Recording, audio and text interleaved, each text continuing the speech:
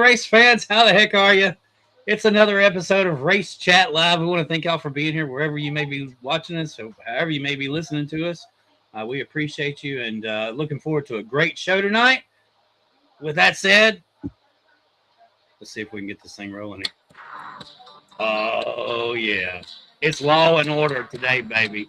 That's exactly what it is. Law and order. Going to have a couple more of those pop up here throughout the evening. I don't want to get us no charges here, but that's the poll question. A little bit early for that one. So good. Man, oh man, do we have a lot to cover here tonight? We can start out with come on, man. Chevy got its due, right? I mean, how long did we really think Chevy was not going to pick up a win? Hendrick specifically, right? It does seem like the big three roared its ugly head this weekend and kind of put everybody else to question whether or not they were missing something. Chevy goes back to victory lane. Penske, all three cars were strong. Gibbs, man, them Toyotas. Wow, them Yoders are them Yoders are fast, as Dale Jr. would say. A lot of laps led by Toyota, in particular Denny Hamlin. I think we all thought maybe this was going to be Denny's 62nd win. I think he was probably already counting them before counting the chickens before the eggs hatched. Chase Elliott, we call him the face of NASCAR. And one of my questions in pre-show was, we know he's the face of NASCAR, but he's never been the face of Hendrick, or at least he hasn't been the face of Hendrick since Kyle Larson. Can that change? Is that status quo different now because of our chase format, right? And not the playoff format. Kyle Larson is really good at the playoff format. Because he locks in with 10 races to go. But typically through a 26-race season, Larson makes a lot of dingos. He messes up a little bit. So this could very well be Chase Elliott's moment to regain what we thought was going to be the number one of the franchise, of the race team at Hendrick Motorsports. But here of the last 4 years, he's kind of been the number 3 guy. I think most of you can agree with that. Alan Gustafson made a gutsy call. It worked out. Most of the time when he makes gutsy calls here of late, it hasn't worked out. It was a reunion in victory lane with Jeff Gordon slapping old AG on the back and telling him a good job. Of course, I believe Gustafson was Jeff Gordon's very last crew chief. They didn't have all that great a success together, but Jeff Gordon's career had already plateaued by the time Gustafson had come around.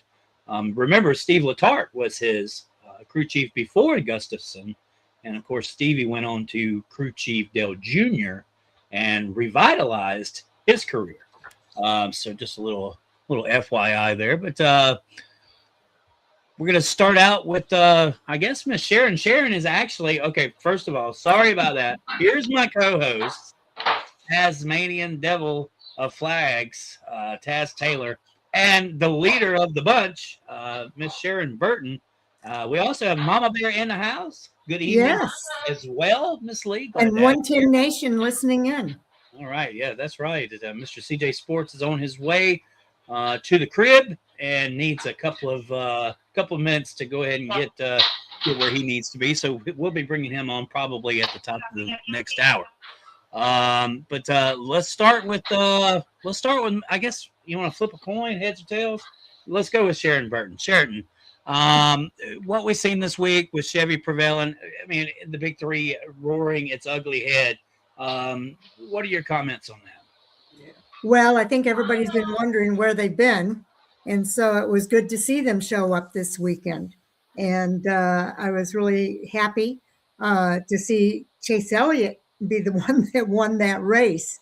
And I think it tells us what we know about short tracks is the person who leads the most laps is always the guy who comes in and finishes the race. So, or he finished the race, but he doesn't come in and finish with the win. So I thought it was a pretty good race. I enjoyed watching it. I'm going to play the other side of it. I didn't think I honestly think the Martinsville race, the first two stages were not fantastic. I would say about the last 150 laps was where the race really picked up. The last, I think it was like the last green flag cycle pit stop / last two cycle pit stops was where it really came in. I'm going to break this down quick before I get into this much deeper of what I'm explaining. Chris mentioned Hamlin and Toyota being the dominant this weekend. Hamlin led 292 laps, the most of anybody. Chase Elliott, our winner, led 84. Chastain led 14. Byron led 6. And then Blaney and Barry each led 2 laps. But that was it for the lap leaders. Now, in terms of the last strategy or two, with the higher horsepower package, tires are going to play factor like they did with Phoenix. I think they had the rear diffuser for this one. I don't remember exactly, but tire management was key, which Denny Hamlin has always been good at, no matter what track we go to. But we also know Martinsville, Hendrick as an organization has always ran well. It doesn't matter who it is.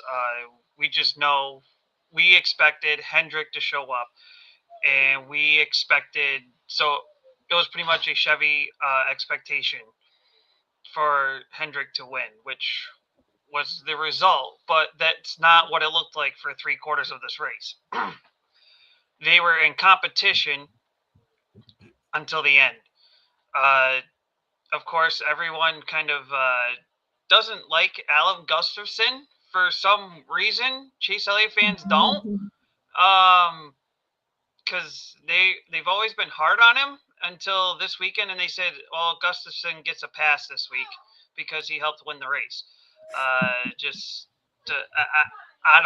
I'm not fully sure what the whole reasoning is, why fans are kind of, I guess, hating on him, but maybe I'm missing something that maybe somebody knows here. But anyway, the pit strategy, everyone thought Hamlin was going to be the guy, tire saving, and then Chase Elliott somehow, some way or another, timed the strategy right to where he would eventually run down Hamlin and get by him. And that was pretty much all she wrote. Hamlin said that at the end he had nothing for him, no matter what he did. And so I guess the Toyota team showed up, but Hendrick had the last laugh. In terms of the big three there, Chris, I wouldn't jump the gun too early just yet on this. I know it's been one race so far, and yeah, all three, like Penske, Gibbs, and Hendrick, they shined at one point during the race. But I don't think that this is a true sign of, is this the return of the big three? I want more. I don't want to base it off one race just yet. Yeah, that's a good point, Taz. But we all know that the top three franchises, the top three race teams in NASCAR is typically going to be Joe Gibbs, Hendrick, and Penske. 23XI has been on a great ride.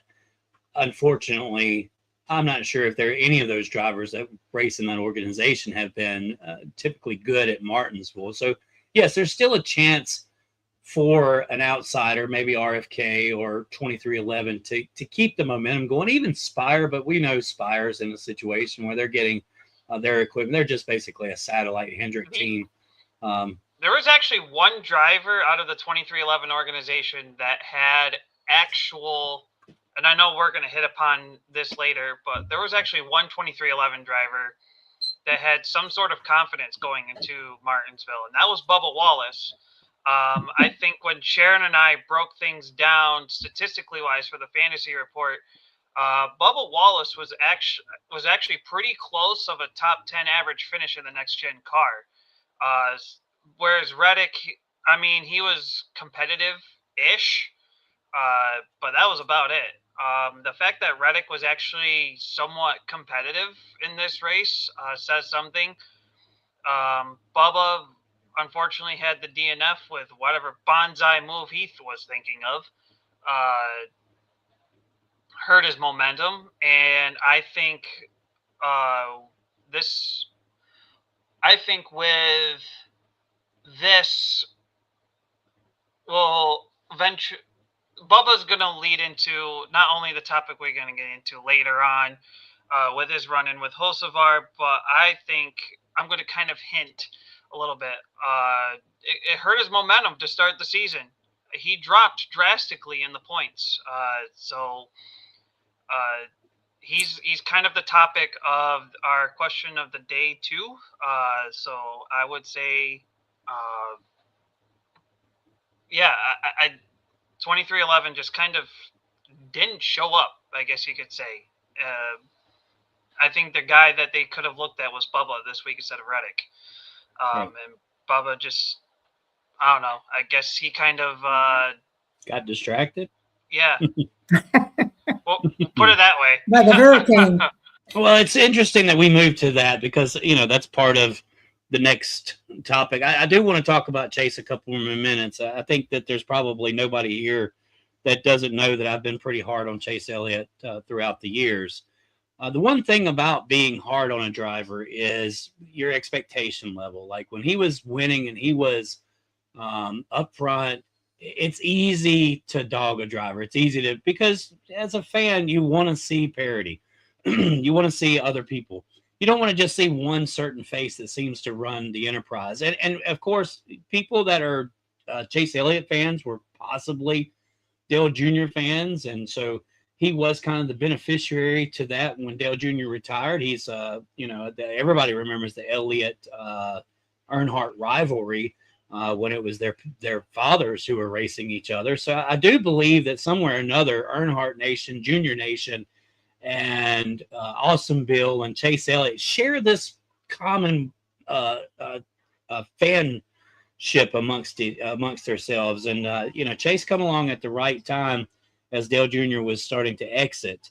I do believe that Greg Ives plays a big thing on the hate with Alan Gustafson, because Greg Ives, of course, is is he not Kyle Larson's crew chief? Larson has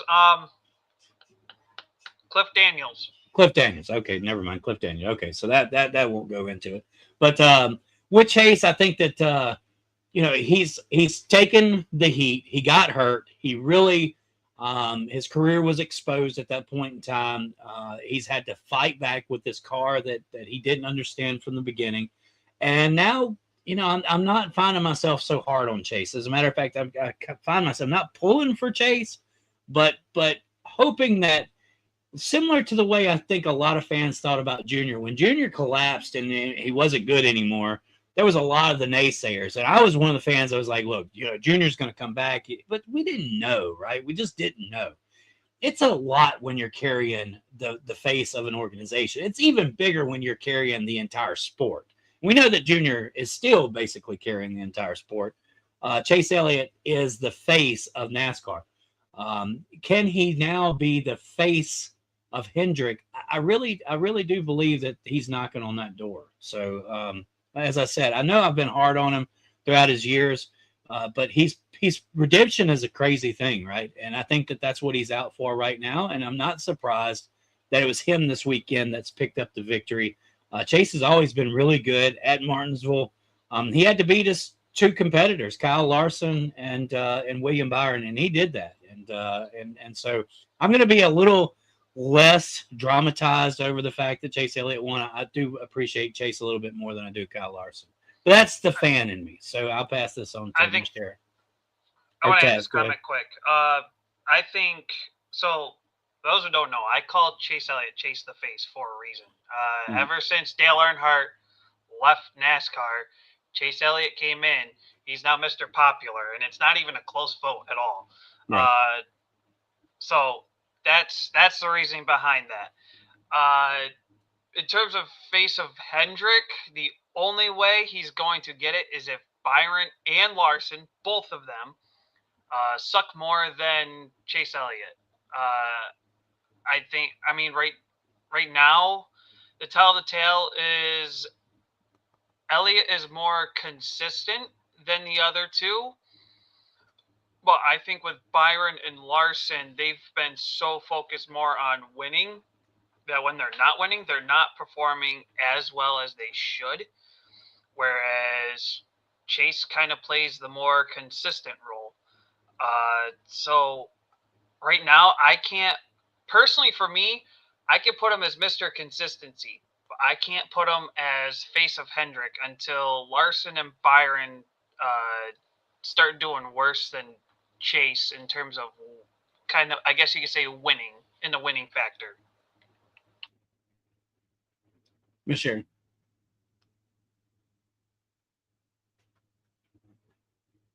You're muted, I think, muted. Sharon. Sorry. Yeah, with regard to Greg Ives, Mama Bear says Greg Ives is in ORP with JRM. He actually crew chiefs for the number 40 when Justin Allgaier races in the Cup Series, but he also crew chiefs now for Corey Day in the number 17 in the O'Reilly Series.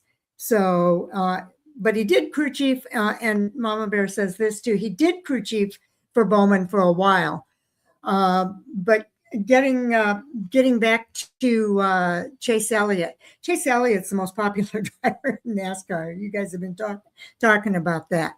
So they want that driver, those fans want that driver to win every race. And when he doesn't win every race, they get mad at the crew chief because it's not the driver's fault. It's the crew chief's fault that he doesn't win. So that's why there's so much hate for Alan Gustafson, and it's unfortunate because he's a really good guy, and I know he tries really hard, but and he does a good job most of the time. But sometimes things happen. This race, he made the right call, though. This race, he didn't do it alone because Chase Elliott had to drive and be, kind of follow up on it. But he made the right strategy call. He called him in, and I'll tell you what. I'm going to represent Jay here for just a minute because Jay has been saying this for a while now. When you're running up front all the time, you don't really learn anything. It's the drivers that are in the back that are learning how to get around cars and how to pass and how to handle the dirty air. When you're running up front, you don't learn those things. So the first thing that happens when you go back in the pack is now you've got to be learning that after everybody else has already learned it. So I think that's what happened here too. I think that Denny Hamlin got back in the pack, made the adjustments throughout the race to get his car to where he could compete at the end because they were running good up front. So Chase Elliott, on the other hand, had been in the back of the pack. His crew chief gave him the track position that he needed to compete for the win, and he made it happen. So there is a disadvantage when you lead all of the laps. So sometimes it's not always the best thing to help you win that race at the end. And I like how you made that comment because I remember last year when the Dave Bristol race was tire shredding, paper shredding, Bristol freaking going at it with the tires. Hamlin won that race by going with dirty air at times. There was times where he sat like second, third, but I guess the best way I could say it is like, he was the dominant car. He could have ran first that whole entire race, but he chose not to. And I understand that there was the whole tire saving deal because tires were shredding like God knows whatever. Like at Indianapolis a few years back? Yeah. But I think that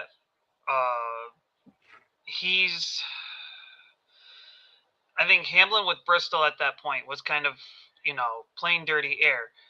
And I was kind of surprised he didn't really play that with Martinsville. Maybe, unless he thought he was putting himself a little bit higher, thinking that, okay, like, I'll try it this way and see how it goes. And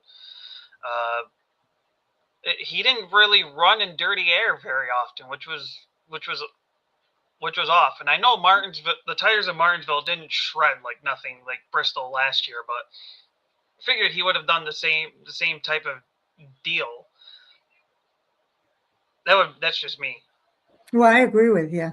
I think he should have tried the same strategy. And I think short tracks in general, a lot of times it's the strategy play that wins the day. And I think that's going to be the case this weekend at Rockingham as well. Yeah, I was just looking up some stats and all with Gustafson. And of course, he's got wins throughout, his career from Kyle Busch, Mark Martin, Jeff Gordon, Chase Elliott. Championship with Chase Elliott in 2020. He's been a career Hendrick guy. It's hard to believe, like, he goes all the way back to 2005 with Kyle Busch. And we all remember the year that he had with Mark Martin. I think it was back in 2009 or 2010 or 10. Just an unbelievable stat. I think he's got over 40 career wins. And a championship involved in that. So, it's warranted that they've been kind of short on the victories here the last couple of years.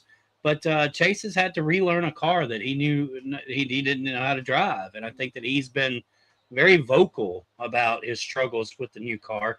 And maybe these guys have finally got it together and we're going to see a multi-win season pop off. I know that we've watched plenty of wins from Kyle Larson. We watched, William Byron come into his own. It's kind of refreshing to see Chase Elliott back where I think he belongs in the sport.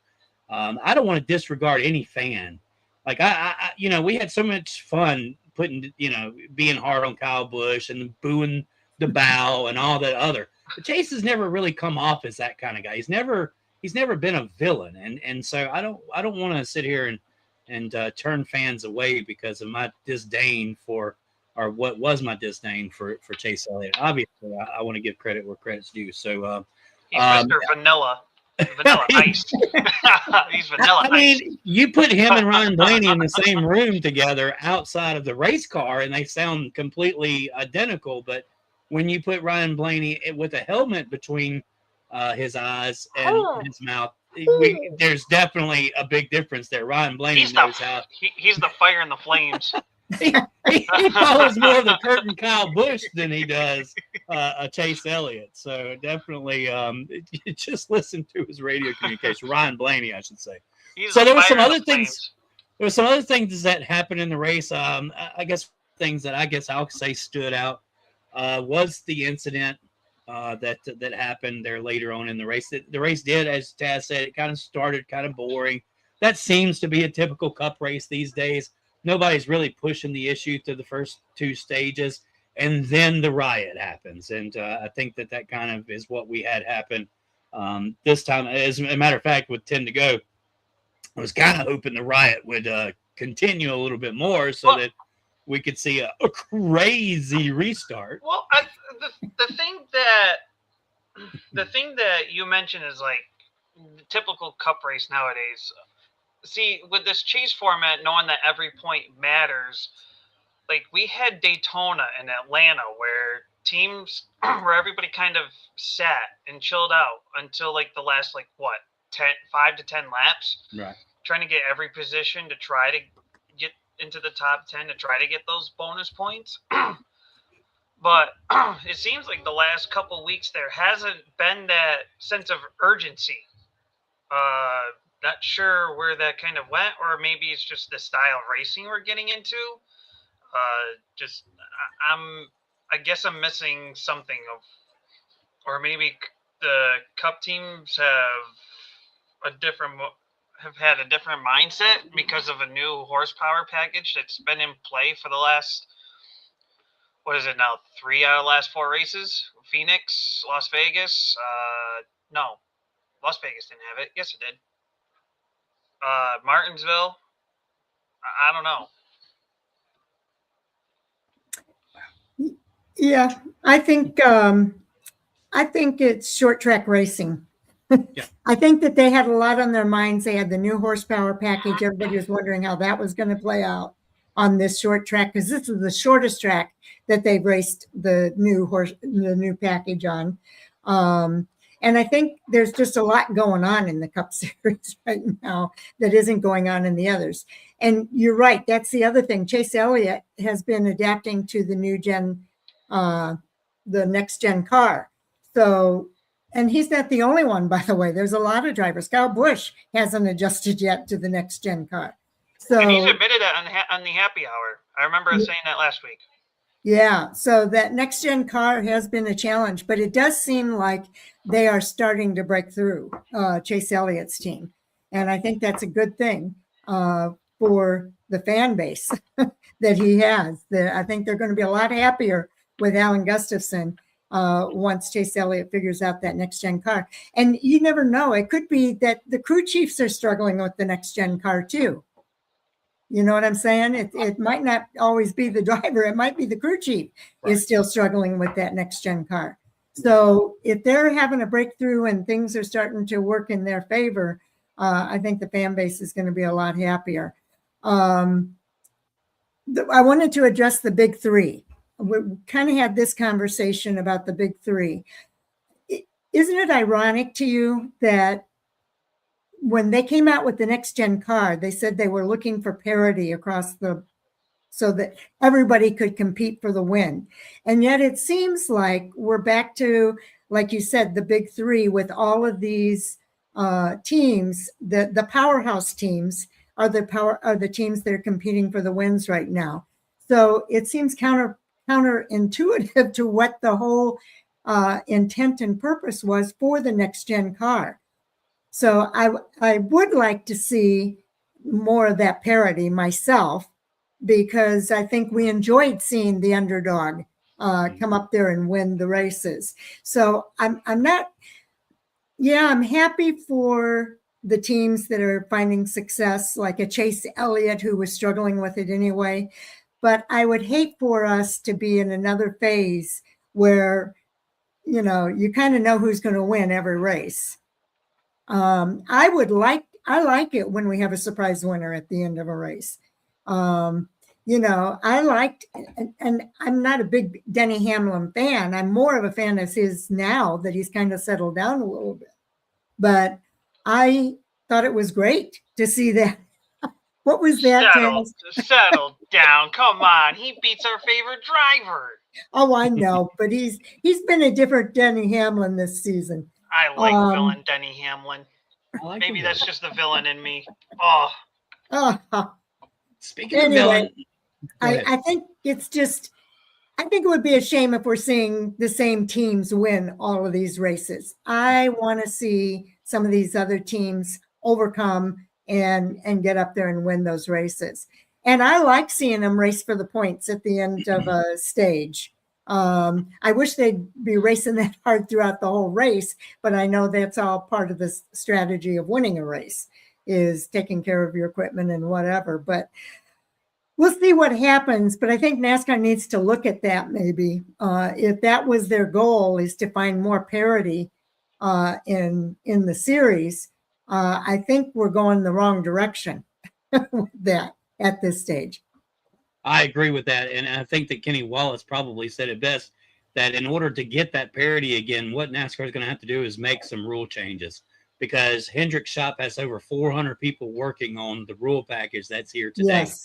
Where a team like Denny Hamlin's 2311, they have 150 people. 400 versus 150, you understand that Hendrick can figure it out twice as quick as everybody else. So in order to make the parity back to where it was, NASCAR is going to have to continue to make changes to this car that keeps the playing field even, because it's going to give time for these other guys to be on a level playing field long enough versus Hendrick or Penske or Gibbs.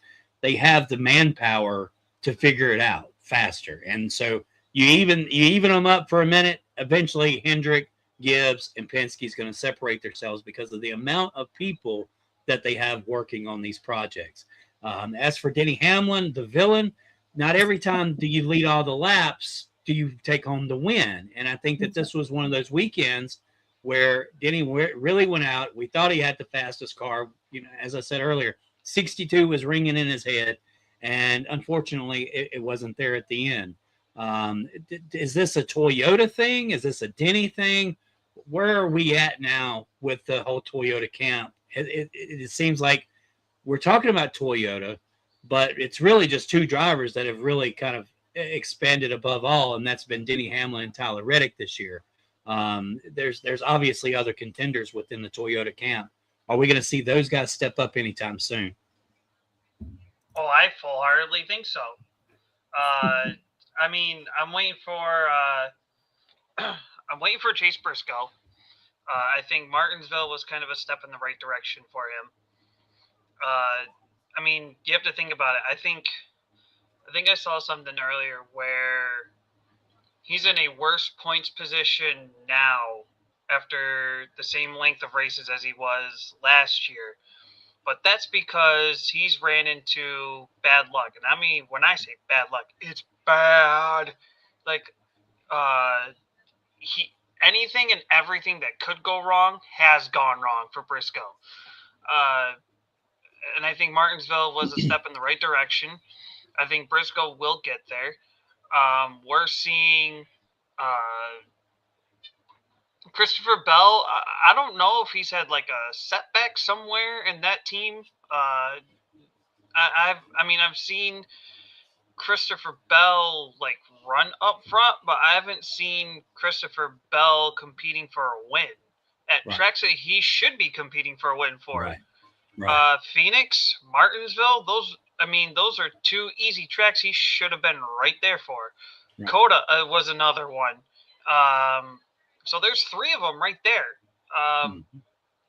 Just makes you kind of question and you scratch your head like, what's going on there? However, I hate giving this little prick-headed kid freaking. Well, now wait a minute. He's coming up and under the hood, I believe. If you want to save it for that, or we could go ahead and go into that. I mean, because let's calm it down, because I do want to put a little bit of music. He's going under the hood. All right, we're going in. We're going in. Yeah, we're going in. Are we going in? Are we done with? Okay, we're going under. Hold on. Oh gosh. Oh my goodness gracious. So, okay, we'll hold that one for a second. All right. So we're going in under the hood, and boy, oh boy, is it a question. I wasn't expecting Miss Sharon to be on when I asked this question, but here Ty Gibbs has put together over the last 5 races a heck of a run, and he's basically sitting number 2 in the organization based off of points. Now, my question was, is he so if you can't put those two together, being number 2 should kind of put everything in perspective. Basically, the real question is this for real? Are we seeing Ty Gibbs finally moving up the ladder, finally getting it figured out? Of course, we know that he has all the resources available, but it just seems like over the last several races, he has spoken that, he's got a team that's around him that believes in him. There's been a lot of commotion, a lot of talk. We know about the Gabehart situation. We know, that people have questioned his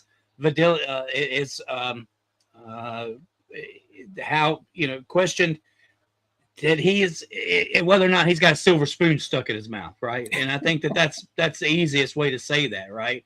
Of course he does. I mean, but maybe he does and maybe he doesn't. Maybe, this kid did go out and do some things in ARCA, and he did do some things in at what was called the Xfinity Series at the time, now the O'Reilly Race Parts Series.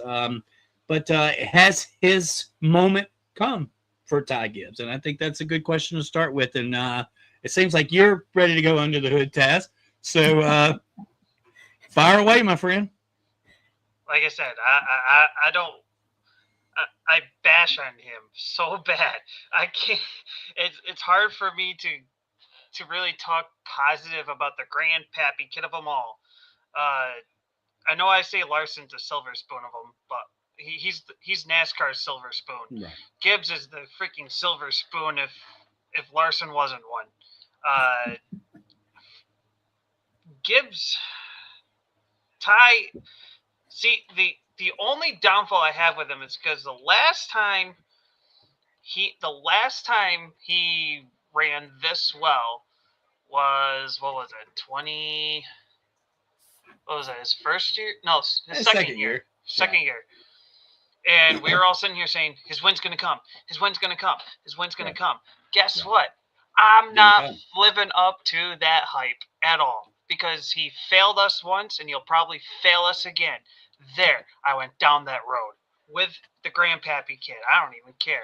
And you know what? I don't care about the hype he has anymore. He failed once. He's going to fail again. And he keep silver spooning that little sucker to shame. But just, I mean, he could be number 2. He could be a piece of crap all he wants. Because he's already proved it a number of times. But I think we're seeing the early stages of hype that will just drop right down in the middle of the toilet. So yeah, if he's going to be number 2 at Gibbs, well, I just told you how he's going to be number 2. Over 100 career starts and still no wins. Miss Sharon, is this moment coming to shine, or I mean, what's Ty Gibbs? Where is he right now? Well, I think Ty Gibbs's moment is kind of coming, because I think he is the real deal right now. I think his results so far this season have been impressive. And I think that win is coming somewhere down the road. I can't tell you where, because I don't know, but I do think it's coming somewhere down the road. Mama Bear says, yes, he does have a silver spoon, but maybe he's growing up. He does have some talent. And I would say that. I think when he first came into the series, I don't think he was immature. He made some mistakes. He did some things that, a more mature driver probably wouldn't have done. But he's had to grow up really fast. And, I think that he has a leadership role within the organization. He's not just there. I think that he does have some leadership, and we know there's a conflict between him and Chris Gabehart. So he doesn't have Chris Gabehart there to kind of keep him from doing what he wants to do. And so I think that maybe some of the fruits of that is happening. So I think he's the real deal. I think he's growing up, as Mama Bear says, and I think that he does have some talent. He showed us that talent when he was racing in the ARCA Menard series. Nobody else could win because he was winning all the races. So I think we're going to see Ty Gibbs around for a long time. I thought you might use his new nickname. He'll still be the grandpappy kid. I don't even What care. is it? What's his new nickname? I gave him the nickname of Ty Bibbs. Ty Bibbs.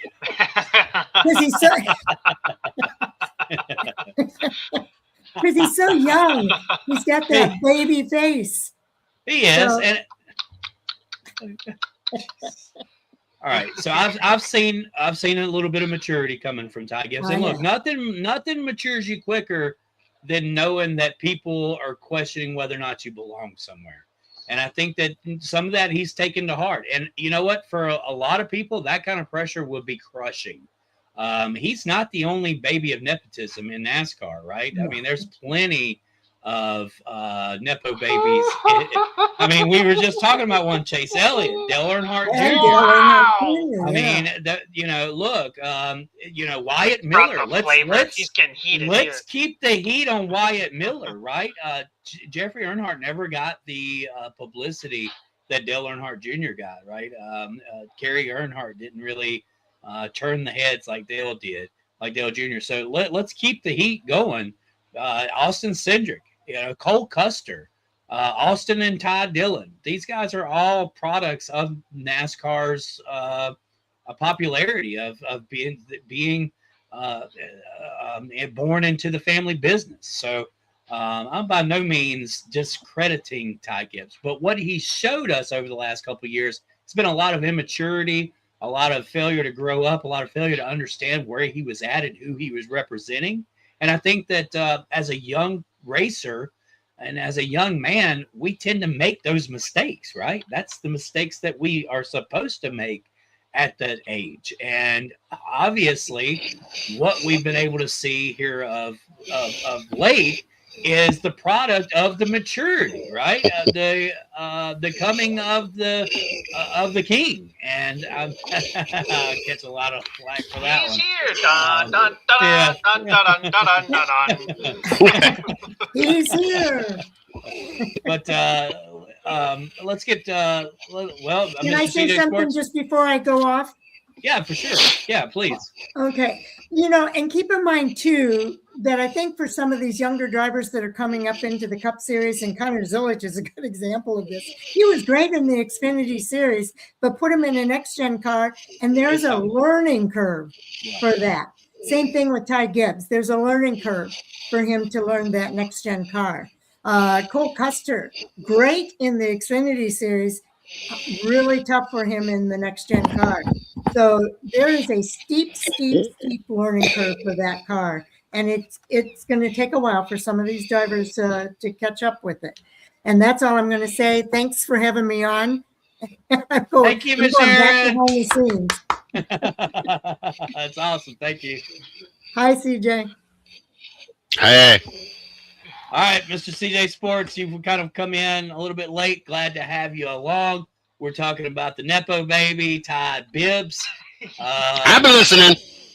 Yeah, all right. Well, you just hold your thoughts. I know you want to get involved, but I know Taz is over there. He hasn't stopped moving this entire time. He's biting at the bit. He's ready to give us one more. No, I want his. Oh, you want him? You want him? I want him. You want him. I want Jason to get his comments. Mr. CJ Sports, I have taken up. You want Samoa? I've taken up for Ty Gibbs here today. I've said basically that we were all young once. We make mistakes, but it seems like something has turned here. He's got a little momentum. He's probably the third, fourth best driver right now in the Cup Series.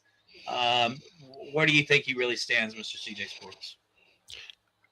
Like I put in the chat after the race, because I was behind with the long hair service, so I had to catch the race Sunday night. Like I put in the chat, did Chris Gabehart like this fire? Like, it's just odd to me that he makes the comments that I had to babysit. There was no discipline. There was all these things. Then all of a sudden, it seems like every race, Ty Gibbs is a top 5 car all of a sudden. Is this coincidence? Did he light a fire in his competitor's butt? Like, it's just crazy to me. I'm not ready to say that Ty Gibbs is there. We've seen flashes, like you've all already said. I just more thought it was coincidental that things are said. He didn't do good last year, didn't do good to start off the season. Chris Gabehart tries to throw the 54 team underneath the bus, and all of a sudden, Team 54 is one of the better teams, even on Joe Gibbs Racing, but in NASCAR, period.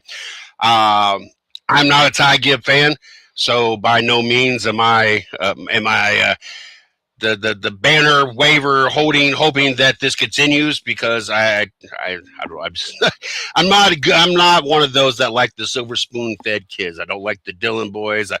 I don't care for Chase Elliott. I don't care for Ty Gibbs.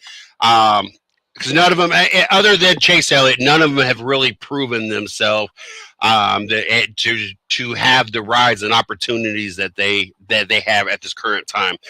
Now things could change, and I know Austin Dillon's won a couple races. I think one or two of them might have been legit. I think the other ones just happened to be coincidence of circumstances, like rain shortened race or whatever. And I'm not one to say that doesn't count as a win. A win is a win. Strategy plays out and everything else. So don't take it that way.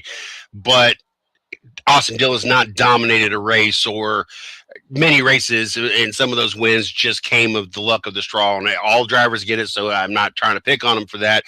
but you've been given every opportunity, just like now Ty Gibbs, who's been given these opportunities that is not really deserving of it at this point. He's not really proven anything in the 4 seasons he's been in the series. So I just thought it was odd that Chris Gabehart goes. It makes you wonder, did this light a fire just coincidental? Was they just behind the ball on, adjusting this year, and it just all kind of play, just, coincidental once again. But it has been good in the aspect of it that we have another competitor up there. We're not seeing the same couple drivers. We're getting a variety. We're not watching Tyler Reddick win every race. We're not going to, we're not seeing the Hendrick boys winning every race. We get Ty Gibbs up there. It gives us a little Flavor Flav, whether we like him or not, or you're a fan of him or not. So it does give us a little bit more another twist into this season. And maybe the consistency will play out for him with this new format, or the new old, I guess, format, however you want to call it. And maybe he finds himself in a chase and shows that he is a consistent driver that can be up front. And, I mean, he's shown it the last, 2, 3, 4 weeks. So, Taz, your thoughts? First of all, don't put Ty Gibbs and Flavor Flav in the same sentence ever again.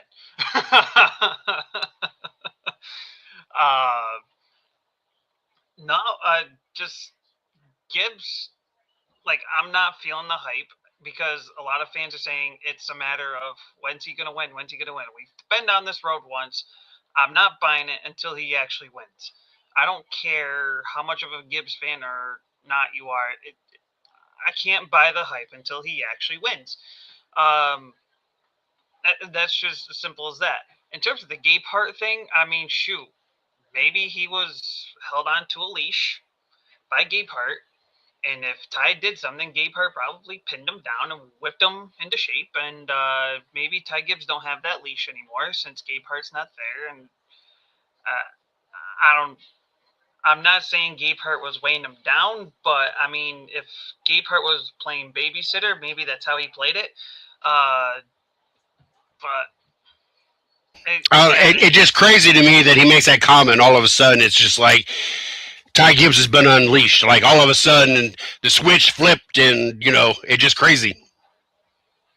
Yeah, it's kind of just that comment alone. How you explain it is almost like I said, Gabehart had him on a leash, kind of like how you kids at a young age, follow mom and dad's rules, and then kids move out of the house, and it's like they live their own rules, they have their freedom, and I guess the parent left the house, and Ty Gibbs is now a free roaming son of a gun.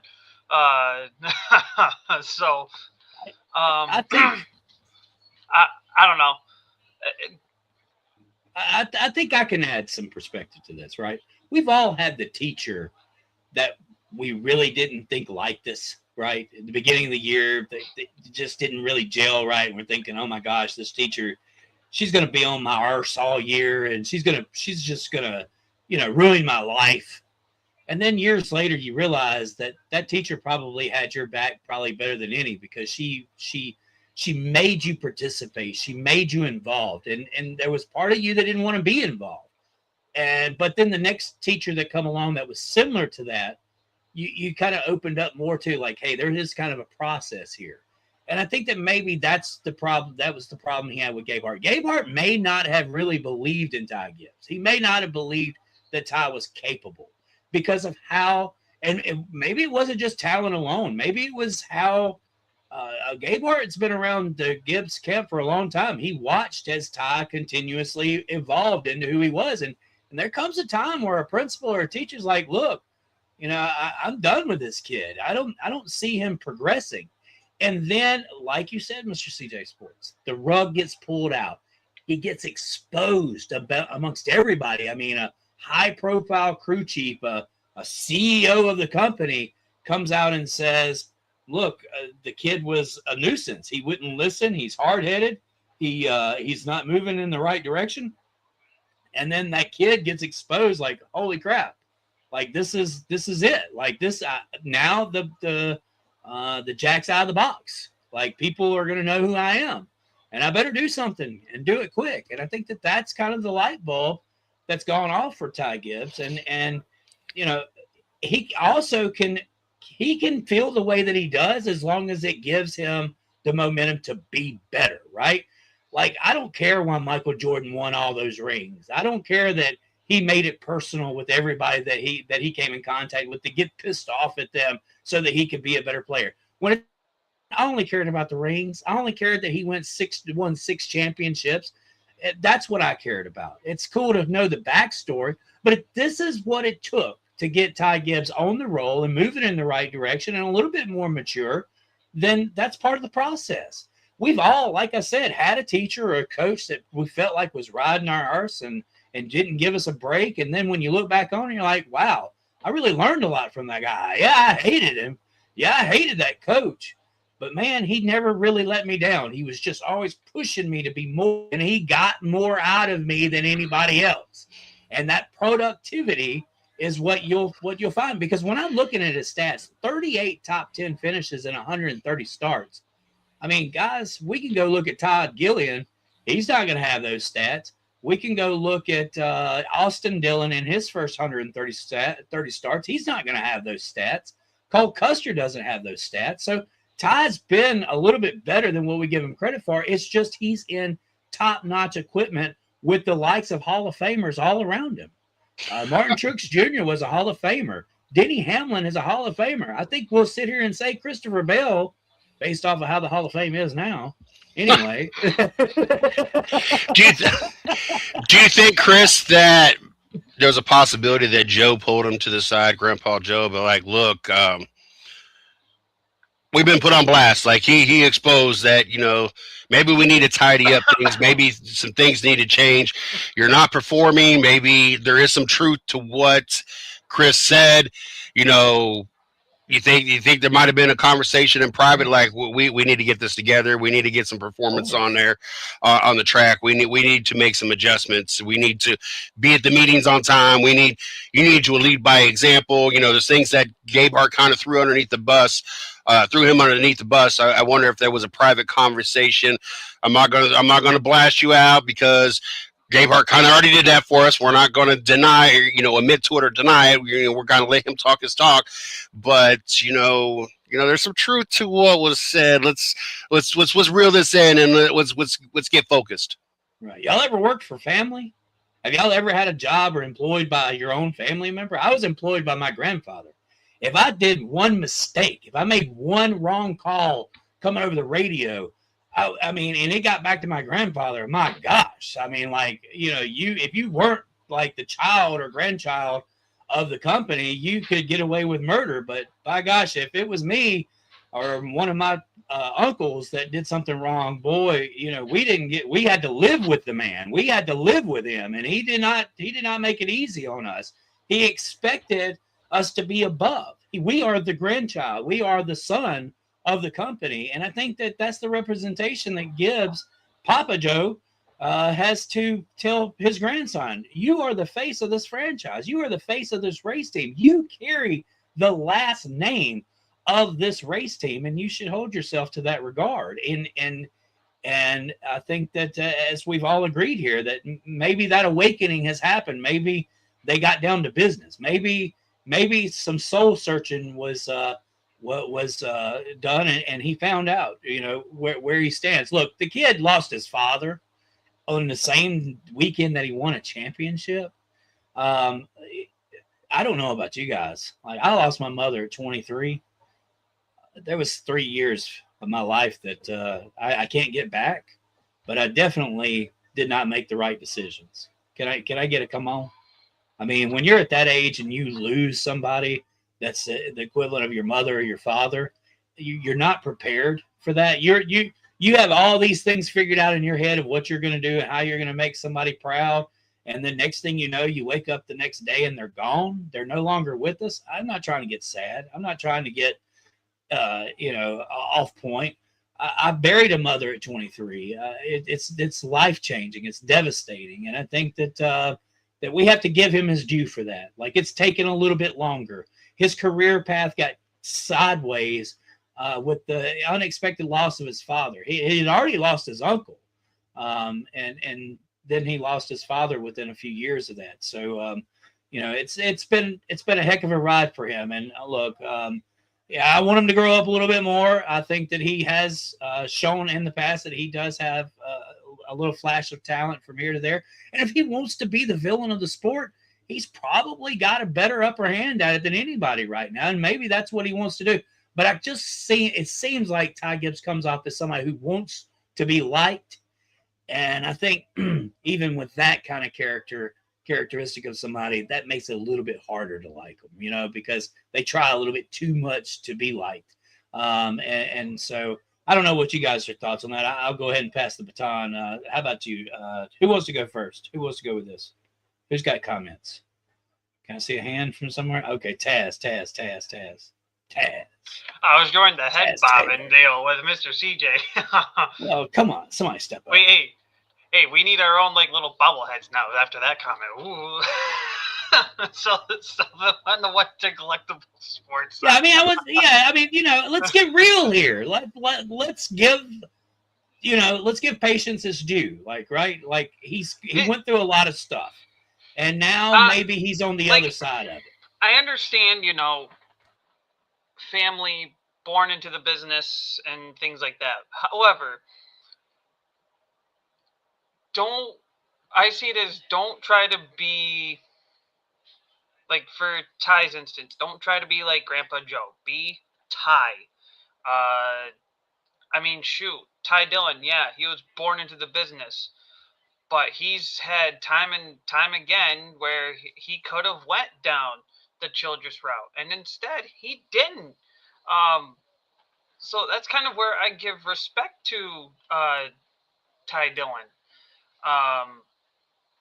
In Austin, on the other hand, like, I don't know, like, there's times where I respect him and there's times where I don't, because there's times where I feel like he's kind of leaning more towards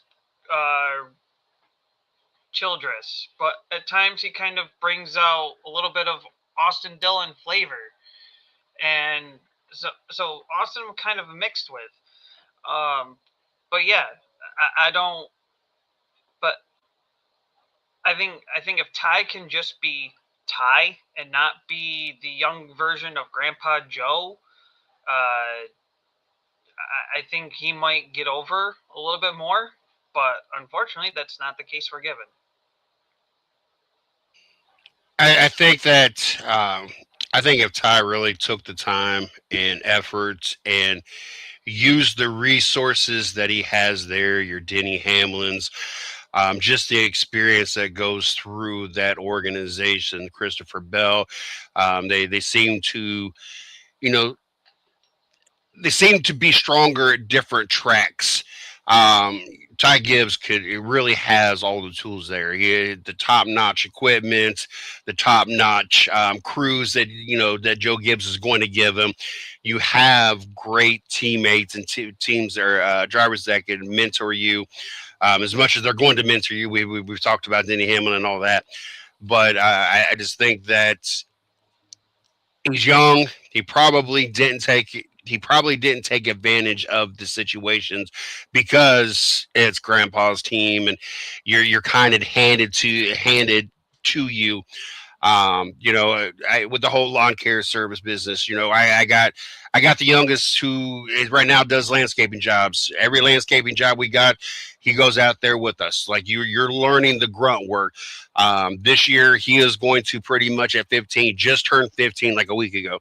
You're going to be cutting the grass every time. That way I can see and watch you cut perfect lines, teach you how to trim and edge and everything. I don't feel that he had to put in the time, the effort, have to go through that stuff because it was kind of handed to you. And I don't think he fully took advantage of the opportunity of a lifetime of having the teammates that he's had since he's been there in the organization, and the equipment that was given to him is kind of like, okay, this is Grandpa's. Pretty much do what I want. I'm going to have a ride. He's going to find me a sponsor, and it's no big deal. So I don't know, obviously I don't hang out with Ty Gibbs. I don't know how much effort and if there was really any blood, sweat, and tears put into it. I don't know, with these kids that are kind of handed these rides. I think Chase Elliott, out of all of them, is probably the only one that wasn't so much handed to, because it wasn't like he went and drove for dad or grandpa. You know, the name did carry him, but you weren't driving for your family's organization and having the same, you know, kind of pass through everything. So I think Chase might be just a little bit different in my books, but I just don't think that Ty fully understood, and maybe he's starting to, who knows? I don't think he fully understood what was there, the opportunities that if he would have just absorbed it and really put in the work and effort. Do we even know, has he ever even worked on his own cars or worked on cars, or has everything kind of just been done for him? He jumps in a car on Sunday. Yeah, I think that's kind of the way that his career has been. But I know he's been involved in racing since the other part young. too you could think of is which is kind of what these guys do now, anyway. Well, look at Dale Earnhardt Jr. I mean, Jr. wasn't Jr. until he left DEI, went over to Hendrick, and then after his Cup career, he became like Dale Jr., the person. Right.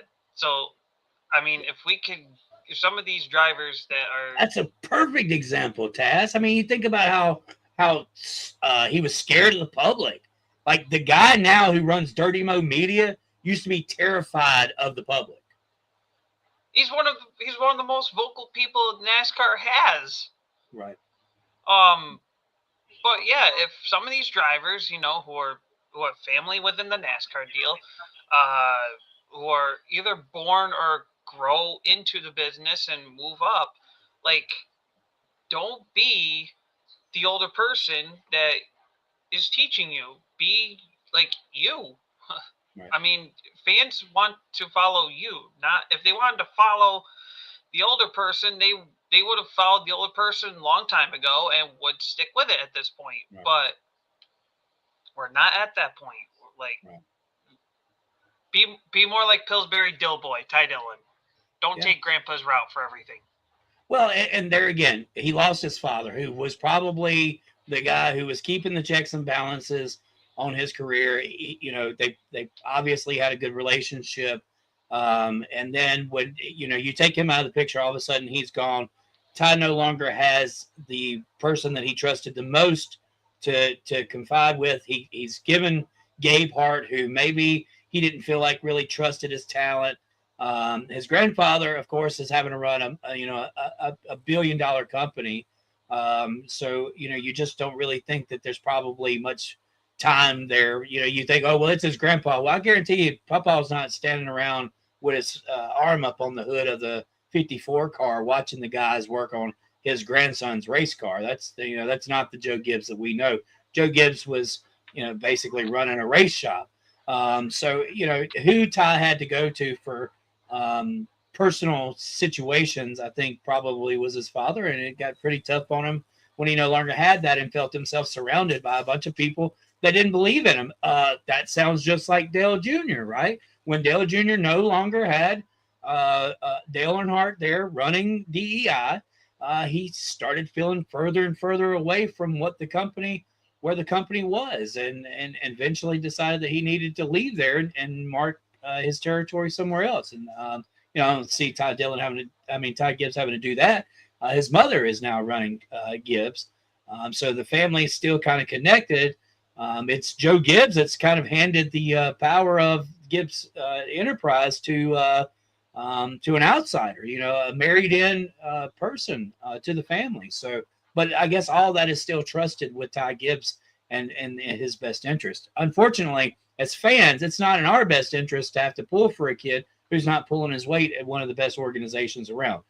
I believe from this point forward, we will start seeing a different Ty Gibbs. Like we found the new Ty Gibbs, and I think that we'll sit back here in the next year or so and have a different perspective of who we think he is and how he's racing. Anything else you want to add to that? Sharon's comment was gold. You can see yourself having a beer and talking with Dale Jr. It's hard to envision that with Ty Gibbs. Yeah, that's true. That's true.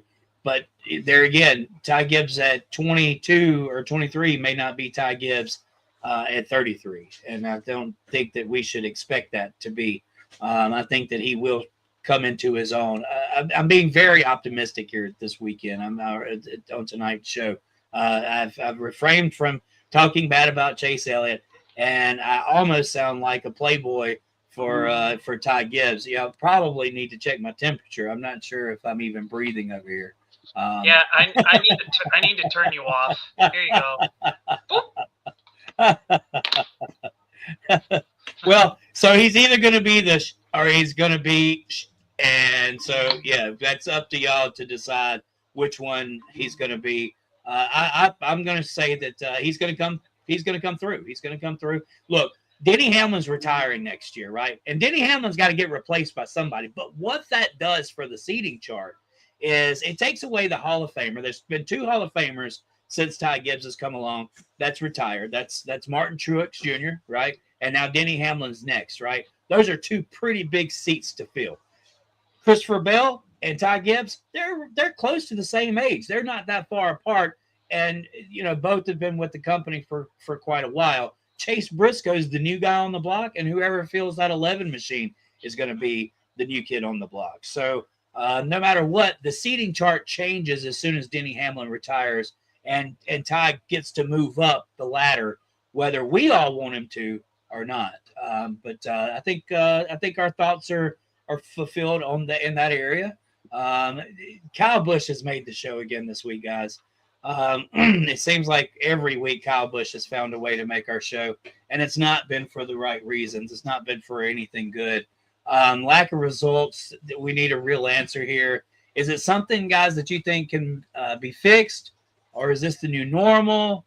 Where are we going? Because obviously, I think with comments that Kyle Busch has made to the press, he's not very happy with the situation at RCR. Richard probably doesn't like Kyle Busch being negative about his company.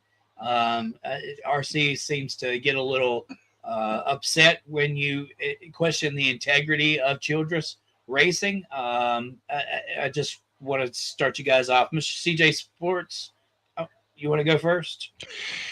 Hey, there's only one way to fix it and get Kyle Busch to shut up, and that's to put equipment underneath him that's going to perform. I don't know if it's Kyle Busch or the equipment. Not that Austin Dillon is lighting up the field himself. He might be finishing better, but he's not like he's lighting up the field and leading laps and dominating races and consistently up front. So I think it's more of an organization problem, a lack of performance. It just seems like Richard Childress is just there and expecting miracles. I just think he's fell behind the 8-ball and not kept up with all the other organizations. Maybe they just not found their way with the next generation car or whatever we got. But I don't feel that last year was really that much better. It wasn't like they were wowing us last year either. So I don't know. An unhappy Kyle Busch, I can imagine, is not a fun Kyle Busch to be under. He's not left. It's not like this is his first organization, and it doesn't seem that he has necessarily been on the greatest terms as he's left. And so, I think if Richard Childress doesn't figure this out, Kyle Busch is going to move into a different opportunity organization. But also on the flip side on that, and I think I talked about this last week, I also think a lot of where Kyle Busch mentally is at is making sure he is setting up his son for a future. I'm not going to say he don't have that fire, but if you don't have the equipment, it's hard to have that fire. But I also think that he's won a lot of races. He's won championships. Across all 3 series, he's won more than anybody. He's 200 some odd races. So you've kind of done it all. And I'm not saying he doesn't want to do more, but Braxton's getting to an age that is starting to be more of the focus. And I just think that I think my personal feeling, he is doing more and more to try to set up his son for his opportunities, providing if if he is part owner of a truck team to get him going, or racing for a team that is kind of a look, I'm going to race here, but at some point I want to see Braxton come through the ranks here, something to that aspect. I just think that Kyle Busch is getting on the back end of his career. He's been in it for a while. He's won a lot, done a lot. And I also think that as much as he raced in his early career, it seemed like he was at every truck race, every Xfinity Series race, every Cup race. I'm sure that wore him down to the point that he is ready to kind of look for the next part of his life and set his son up that because of that. I mean, I know personally, I used to go. Now I'm trying to, especially coming off this surgery, I'm trying to get all my ducks in a line that I could start walking away from certain obligations and jobs and try to kind of figure where I want to go and how I want to set up my future, my kids' future, how I want to build everything that I am doing personally right now to be able to have a future and be able to kind of slow that down. Not that I don't have the fire, just like a Kyle Busch, but I think as we wore ourselves down going so hard for so long, now things was rethink our lives, was rethink how we want to move forward and enjoy what we have created, what we've worked to build, and see how that kind of what that produces for our families. Yes. Well, first things first, I can get used to Kyle Busch Hulk smashing tires on pit road. I can get used to that on a permanent basis. It's like he didn't even care. He was like, pump, gone. Didn't even break, didn't nut. He's like, well, whatever. I thought that was beautiful. But anyway, no, I mean, I kind of, I've been, when you brought up that point there, Mr. CJ, you have, I mean, yeah, I think right now, I don't think RCR was the key. I think RCR was kind of the temporary door opener for Kyle Busch at the time being. I think right now, Kyle, if he wants to go somewhere else, I think his mindset is not only on Braxton, but I think he's also gotten to the point where he wants to chase for a Truck Series championship before it's too late. And he's made comments of that in the last few years. I honestly think, and I'm waiting for the announcement, and I'm hoping that it's this year the announcement comes. Well, we're going to get an announcement for Kyle Busch this year regardless, but I'm hoping that the announcement is Kyle goes to Spire. And it sucks for one of the other two drivers in Cup or somebody in the Truck Series. Because I honestly feel like Spire at the moment in time has the perfect stepping stones for Braxton when he gets to that point. I mentioned in chat, Spire has it's either Spire's actual ARCA team or an alliance to Spire. They have someone in ARCA. Like I said, either it's actual Spire or an alliance of Spire. There's that ride right there that Braxton can get into when he's ready. Spire has the Truck Series. Okay. The only downfall of this is the O'Reilly Series because Spire's next jump is Cup. And maybe that's kind of where Kyle can maybe help Braxton in that regard. Or maybe Spire can help him out in that regard as well when he goes from trucks to O'Reilly or Xfinity Series, whatever you want to call it, at this point. So I think Spire, I'm waiting for the announcement of Kyle Busch going to Spire. And I know it sucks for either McDowell or Suarez to lose a seat there, or maybe Spires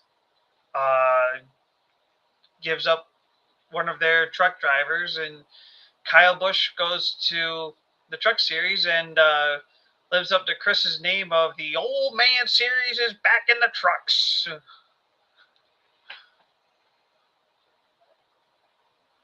His microphone's off again. Here we go. Does he quit? I mean, do you get mad? Hey, look, any of us, we can just quit our job, right? We can just get mad, walk out, and say, we're done with it, right? We're done with it. We're not doing nothing else. We're done with it. I'm not going to work for this person. I don't know if Kyle can actually do that at Richard Childress. I did suggest a trade, maybe a trade, Bubba Wallace for Kyle Busch type trade between 2311 and RCR. Of course, that would never work because we know why. It's going to be really hard for 2311 to separate from Bubba Wallace if they decide to. I think that similar to Tim Tebow being replaced by Peyton Manning, the bigger the star that you could put into the 23, the easier it would be to move on. But maybe some would see that as a lopsided trade. Does Kyle Busch want out of RCR right now? If he does, there's definitely an opportunity for him to go to Colleague and race that number 10 car, right? I mean, I think that we could see that, especially if Dodge has a special interest into making things happen, not only for Kyle Busch, but also Brexton along the line. We've seen him go to Toyota. He's back at Chevy. I'm sure he wants to be with Chevy. But there again, if there's a big offer, especially with a new team, and Kyle Busch kind of taking the Bill Elliott role, right? And being the old man getting the new opportunity. Remember, Bill Elliott was kind of in a similar spot in his career when he went to Ray Evernham. He had been his own team owner for 3 years and it stunk, didn't have any wins. I think it's been 3 years now since Kyle Busch's last win. Over 100 starts, no wins. This is a perfect opportunity for him to go ahead and sign the deal with Stellantis and Dodge, and him be the face of Dodge. And maybe a midseason trade where Ty Dillon gets to go home to Pawpaw, and which we know will never happen. And Kyle Busch goes ahead and work over at Colleague Racing, where he's going to be the future number 1 driver of Stellantis and Dodge. So I mean, those are opportunities. Those are questions. I think whatever happens, it's got to be better than this. And if he's stuck with this for the rest of the year, we can only imagine how on to Cincinnati we're going to be. We think Bill Belichick was terrible on the microphone. I guarantee you pit road reporters will be running the other way away from Kyle Busch if this continues to go into the skid that we've seen. And Miss Lee, what a great thing. She said, what a contrast between what Kyle Busch has done at RCR and what Brad Kay has done over FK. Mr. CJ Sports.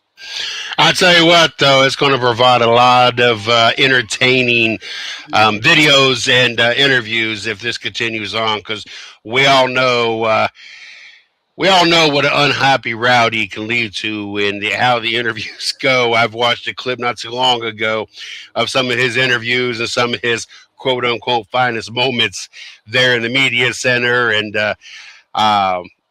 just some of the smart butt comments that he's made. So if this dumpster fire keeps going out of control, I can only imagine how many pieces we're going to have to talk about when it comes to his interviews and his attitude, because the fans are starting to like him. He seems to have been calm up to this point, being with RCR, but the lack of performance and being unhappy.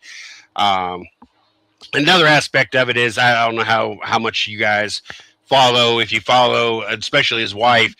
You know, I see a lot more of them doing things and a lot more social media presence.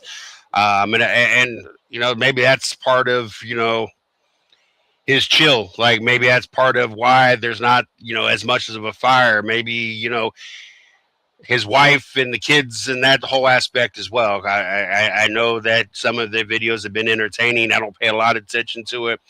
But maybe, you know, older Kyle Busch is a more of a family guy, and maybe, you know, he rides this out and he does go somewhere else. I don't know, but I tell you what, an unhappy Kyle Busch, if we continue to see this go to not performance, and he's got to have a microphone put in his face, it's going to give us a lot of clips and a lot of things to talk about.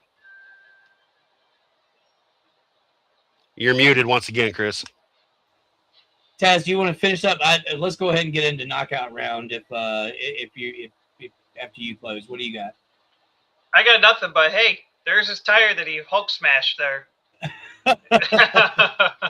Man, I mean, just didn't let out of it. All right, let's get over to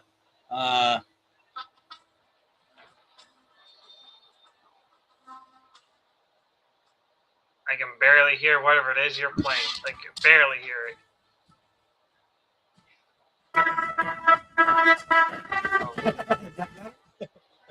Da-da-da. That's right, guys. It's knockout time. How about? I need my boxing ring. What was the first? What was the first fight? Bubba and Hurricane. Was that it? Yeah, Bubba versus Hurricane versus a Hurricane. Ding, How ding, about that? Boxing ring. Let's go. Man, things got exciting real quick when Bubba Wallace seemed to have run out of talent and got all up in the back of Hocevar. Ran out of talent? The dude must have been blind for crying out loud. Well, he played it off really good in his post race interview. When his race was over. What are you guys' thoughts? Hocevar, the Hurricane versus Bubba. Bubba. Shoot, for once, Hocevar didn't do anything to piss off a driver. I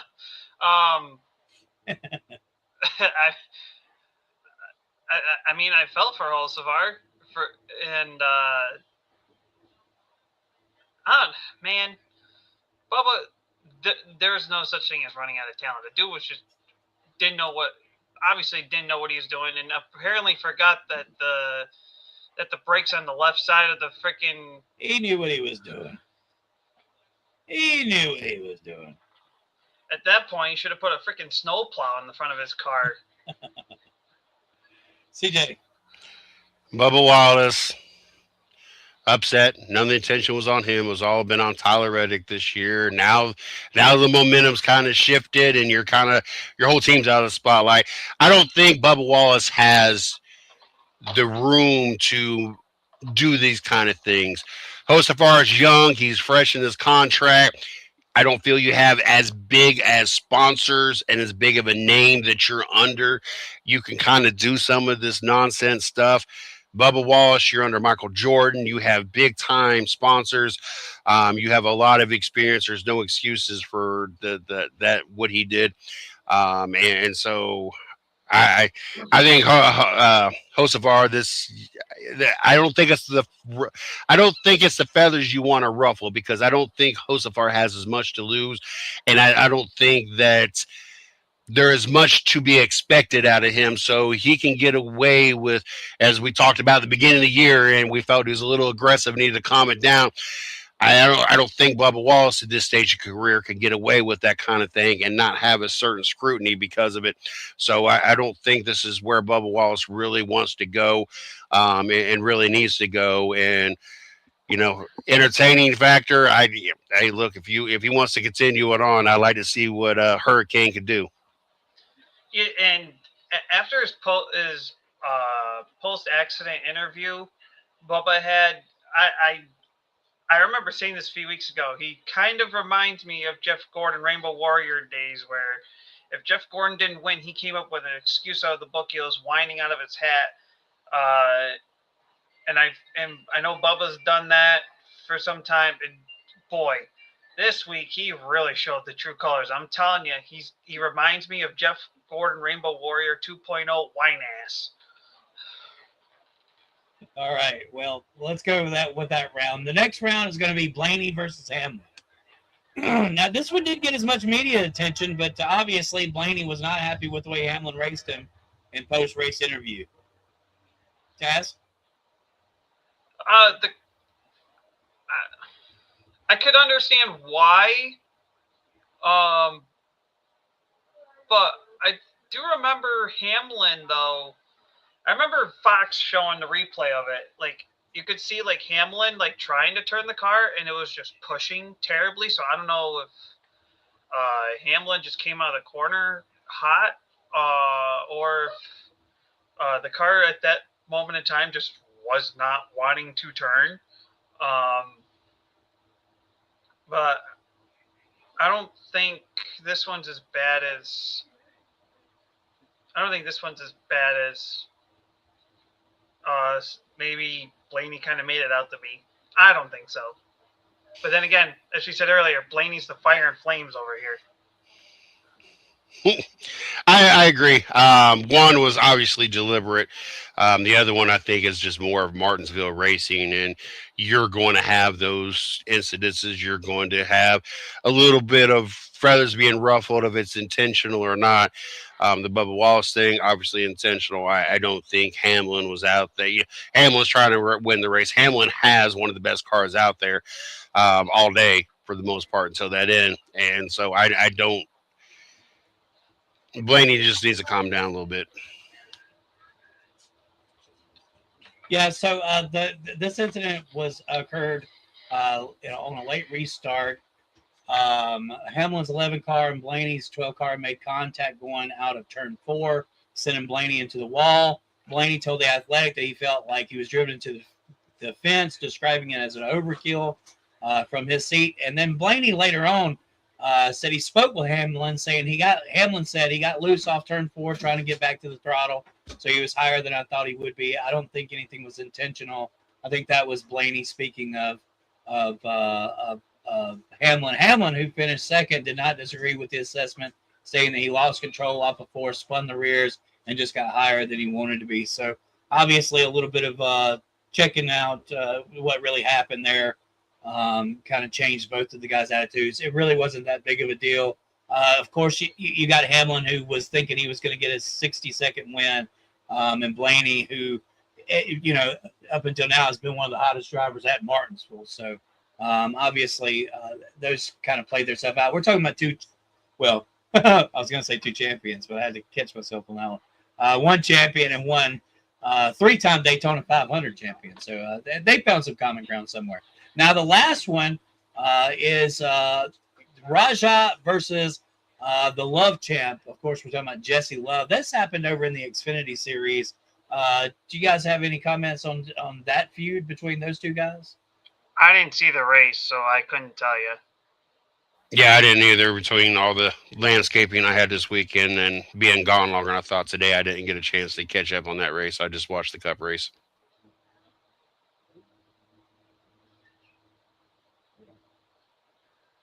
Please tell me he didn't mute himself again while trying to talk. No, I didn't. No. Okay.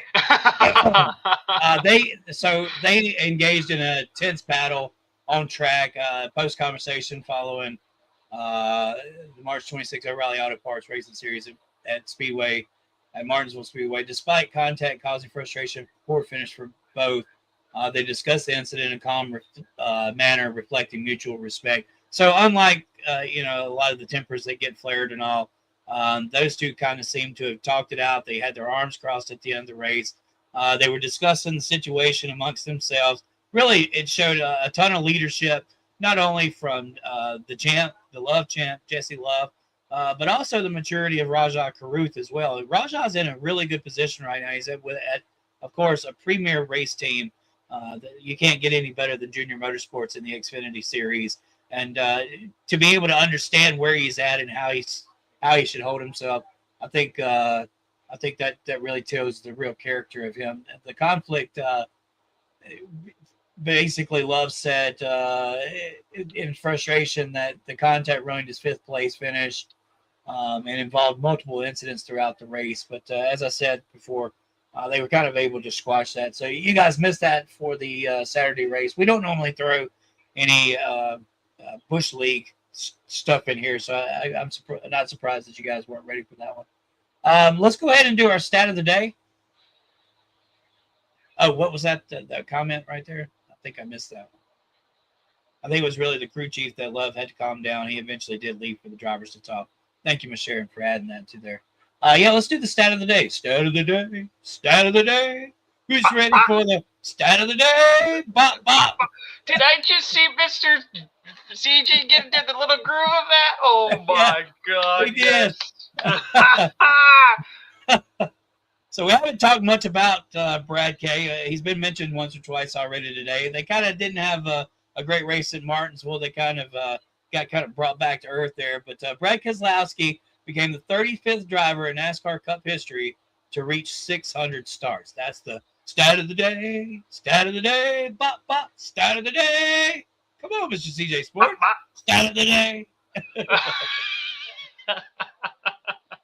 We're running way behind, and it's fortunate that we don't have anything to preview for next weekend.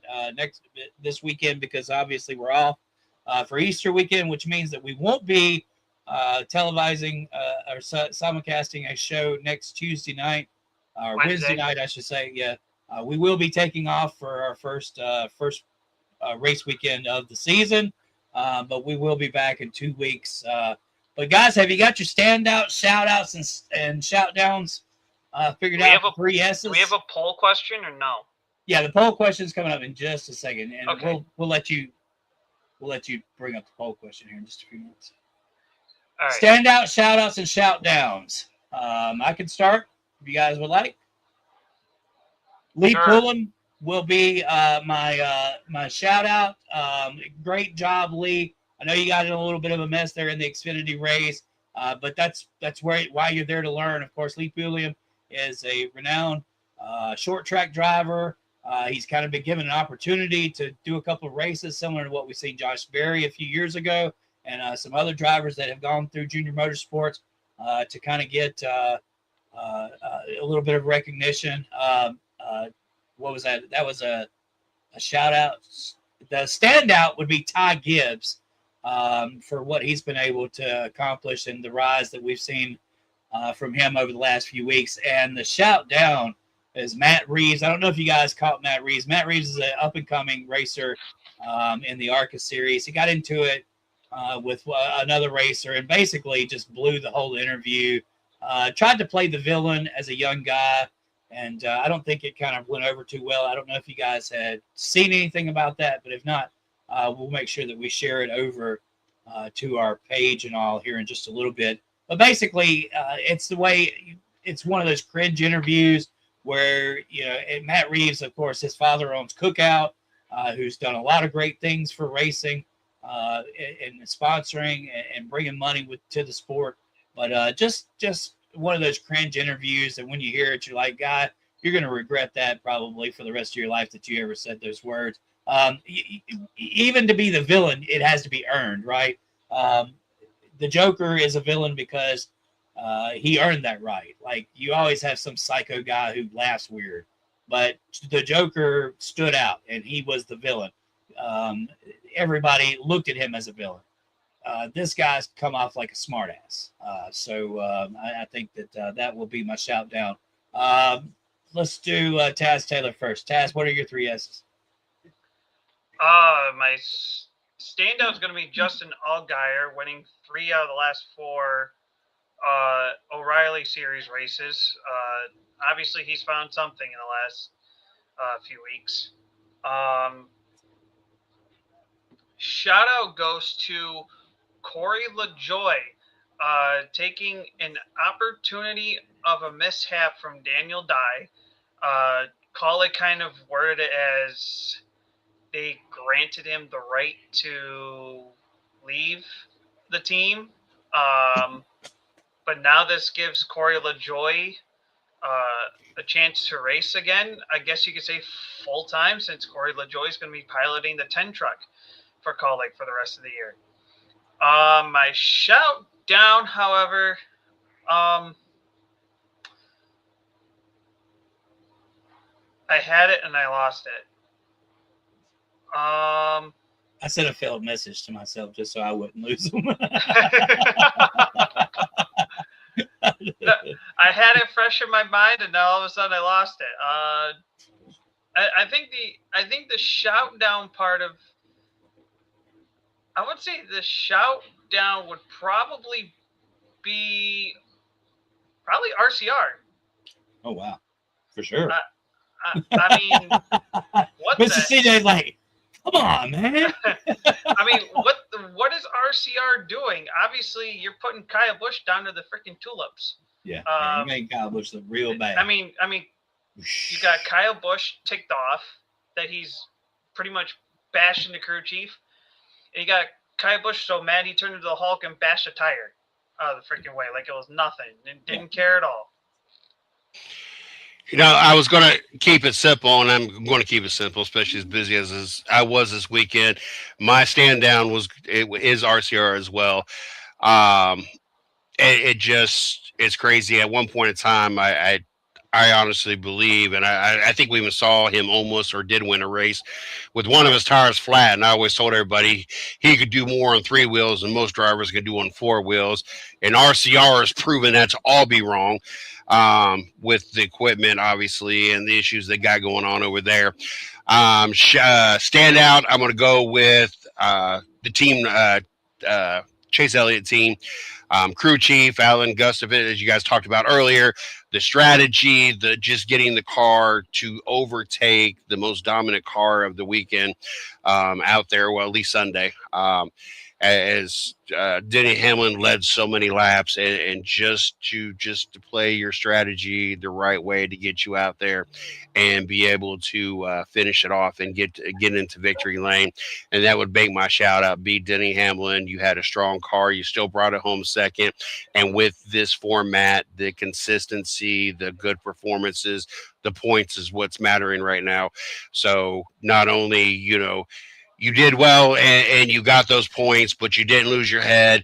You didn't get frustrated because you let that slip away. You still managed to stay out there, hold on, almost came back to win the race, and able to maximize on the points you could maximize on to keep yourself in contention for a championship that you are so desperately trying to get. All right. Well, that's shout outs, shout downs, and standouts. We'll have more to come in 2 weeks when we come back. We do want to thank you guys for listening to the show and all. I think our poll question is up next. There's the poll question. Mr. Taz Taylor, go ahead and give us that poll question.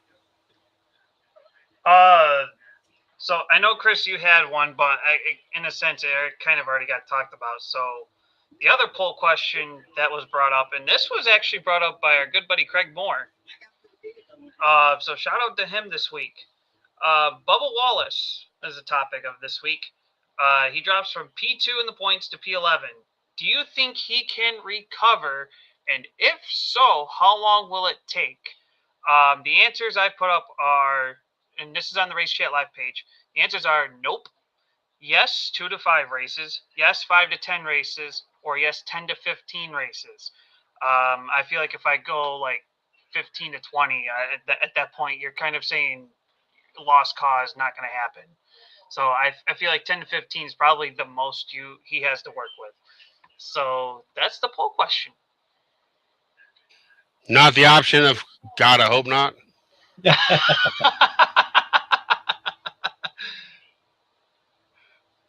All right. So what's up next? Let's, you hit on Daniel Dye just a minute ago, being kicked out of the number 10 Ram over in the Truck Series. That's going to get kicked out. He resigned. Well, whatever. They accepted his resignation. Corey LaJoie.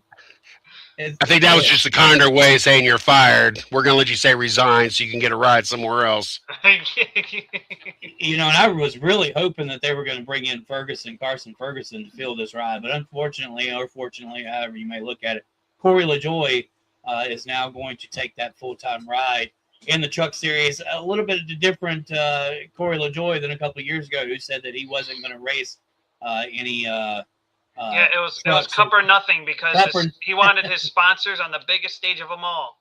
Yeah, that's a big turnaround there from where he was and where he is now. But look, we've had to extend the show out a little bit longer tonight. We did have another topic or two to come up, but I think we're going to bypass that, being that we were kind of slow rolling here tonight. Let's go ahead and bring in Taz's weekly power rankings and kind of close out the show here. I think that You haven't shared with me this week the top 15, one of the 15 teams, and I kind of feel like I'm not going to be surprised here, but maybe there will be a new number one, and we'll see here in just a second. Let's roll it, Taz Taylor. Alrighty, here we go. We're going to start with our basement 5. 14 and 15 did not change at all, as Rick Ware sits at the 15 basement spot. Haas Factory starts once again in the number 14 spot.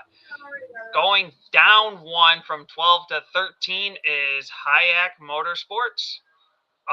Front row goes down 1 as well, from 11 to 12. And then Colleague Racing just didn't really show up. They go down 3 spots and they join the basement 5 for the first time this year. Comments, questions? No, I mean, look, you know, Haas Factory team stinks right now. Rick Ware is where we thought they would be. These two teams are going to battle it out for the worst team in Cup Series. I think yes, Rick Ware the toilet maybe has, bowl of NASCAR. I think Rick Ware has a little bit of advantage there. Haas obviously has a little bit more money, but Hayek, of course, another single team. It would be great to see like these 3 teams work as an alliance together. You know, they're missing a golden opportunity, all 3 are Chevrolet teams, and so given the opportunity, I don't see why they wouldn't be kind of an alliance amongst each other. Front row, disappointing. I know front row is better than this. This may be the sign that front row needs to consolidate back to a 2-car team. Maybe be open to selling one of their charters. But Colleague Racing, this is where we would expect them to be. They're in a transition. They're getting zero help from Chevrolet manufacturer. So to even not be like the worst team on record right now says a lot about the accomplishments that I think we're seeing from Colleague Racing. Just staying afloat and moving in the right direction based off of what the talent is, who they have racing their race cars, and of course, zero support from Chevy. I'm gonna make my 2 comments quick, but I gotta say one thing real quick. You had me rolling there with your slow rolling. I used to have a customer, Chris, that came in and I asked how you're doing today, and he says slow rolling like a herd of turtles, and that has stuck with me now for 10 years. I find it funny every time. Basement 5, I agree with. You are seeing, I would say, the worst of the worst this season, but actually I would like to see basement 6, because I think RCR deserves to be down here with them. Maybe we shorten the middle a little bit and extend the bottom. But all seriousness, I agree with what you got going on here at the basement 5. We're just not seeing a lot. Charters, we're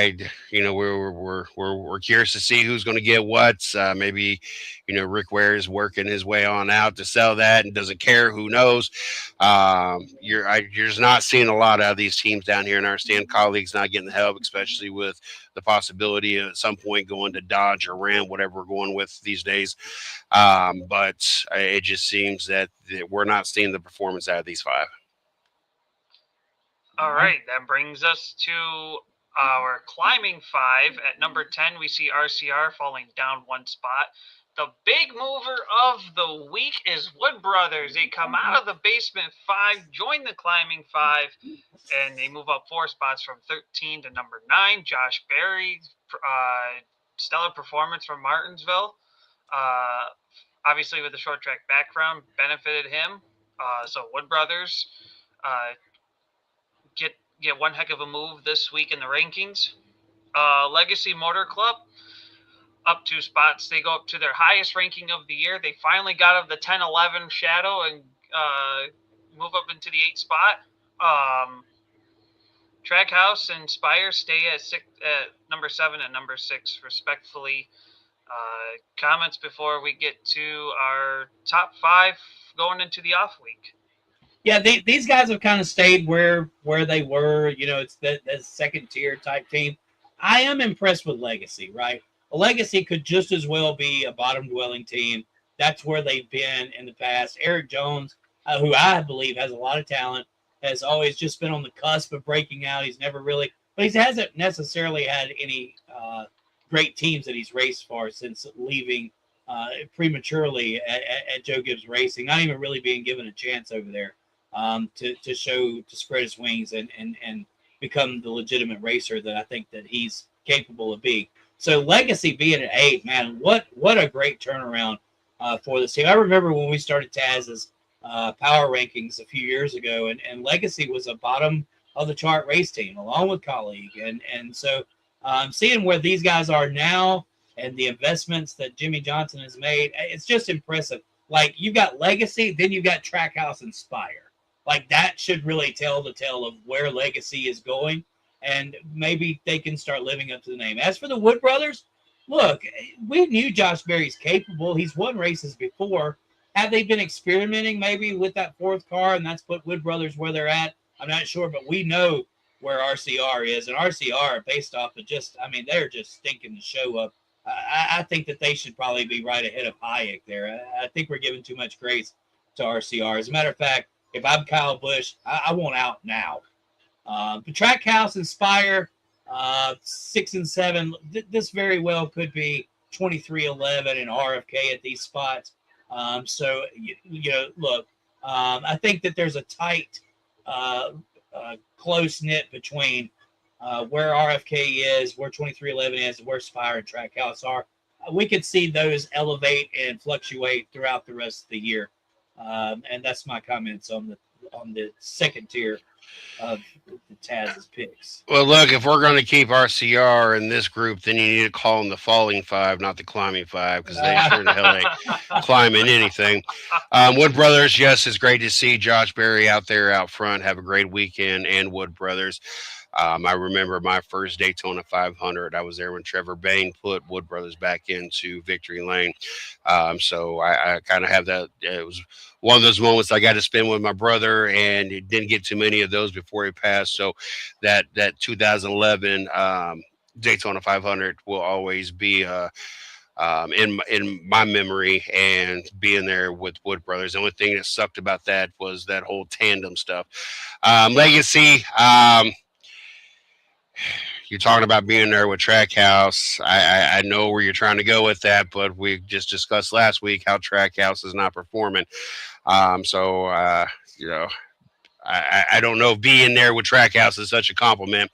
It was interesting to me. I did catch where Jimmy Johnson, they were talking Jimmy Johnson, and he ain't ruling out being done forever. So we'll see if he does any more races. I think he's got like at least one more scheduled. He's got San Diego. He's got San Diego this year, and then the Daytona 500 next year, and he's done with Cup racing. Well, he didn't say he was done all the way, so we'll see. Right, yeah. I did catch that.